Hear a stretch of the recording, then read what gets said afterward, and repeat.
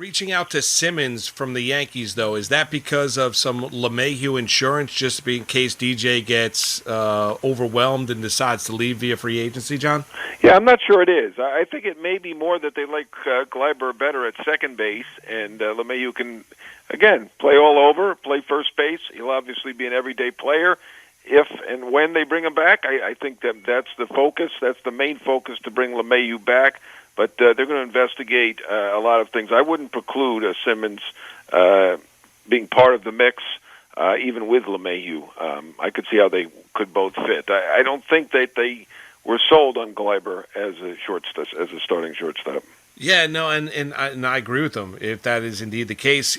John, what would be, because Maggie and I were talking about a little bit earlier in the show, if you did do that, you move Gleiber second, say it is Simmons at shortstop, you bring back LeMahieu, he's playing first base, how big of a marketplace would there be, the value of Voight via trade? What could Cashman conceivably look to get back in return for a Luke Voight? Yeah, I think you can get back a decent starting pitcher.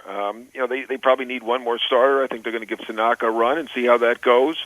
But I think you could bring back something pretty good. Obviously, Voight has been very, very good for the Yankees the last couple of years. Voight and LeMahieu, really their best two most consistent players last year, I would say. Obviously, Urshela has been really good as well on both sides of the ball.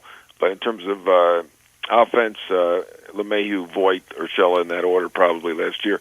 I think they get something decent for him if they did decide to move him. And everything's possible at this point.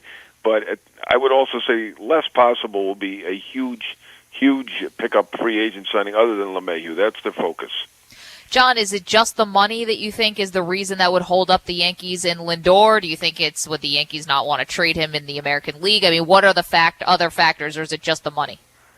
Yeah, I mean, it's the money and the fact that there's uncertainty there. You have to bring him in with a one. He's not going to, unlikely to sign an extension with a team that he's just going to, just as Betts didn't do. You'd have him on a one-year deal at first, so you'd have the uncertainty of being able to sign him, and then it would be big money, obviously, after that. So, I mean, the money's always a major factor in all of this, yeah. And everything they're saying at this point suggests they don't have a ton of it to spend. Obviously, their payroll was the highest in the league already, so it's hard to come down on them.